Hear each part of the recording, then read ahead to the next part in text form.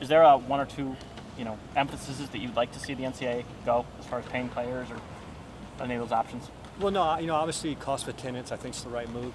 It's interesting if you remember, 5-6 years ago it was all about conference realignment. Obviously Syracuse went through that realignment process. Now I was at Boise State and we were going through that process, and also now we're talking about student athlete welfare. And I'd like to say we always focused on the student athletes. Obviously that's why we do what we do.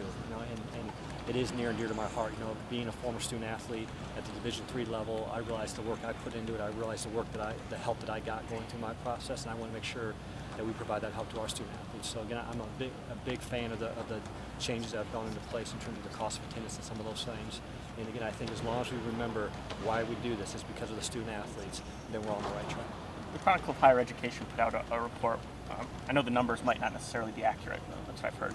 But Syracuse was on the low end of the cost of attendance that they could offer. Is that a concern for you at all, as kind of just fairness and quality? No, because if you think about it, scholarships are different for every institution you go to. So whether you're at institution A, your scholarship might be worth X, and institution B, your scholarship might be worth something else. So there's always been a difference. I think naturally the media is going to focus on, hey, the cost of attendance at this institution is this, the cost of attendance at Syracuse is this, and you can't get caught up in that. Again, I think the issue is, it's a number that's set by federally set, from there, and so you just got to, it is what it is from that standpoint. Again, there's always been differences in cost, so I don't think it'll be, once it goes, obviously right now there's so much noise about it because it's new, but I think once we get into the process, I think those things will work themselves out. Do you know what your living situation is going to be like your first couple of weeks in the job? I know what your wife handles house hunting.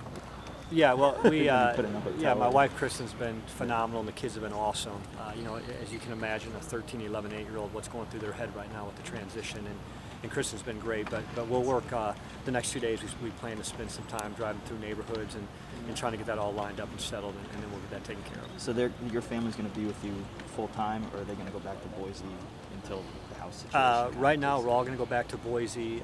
We fly back to Boise on Friday, and our goal is to all move out here in mid-July to be together. Yeah.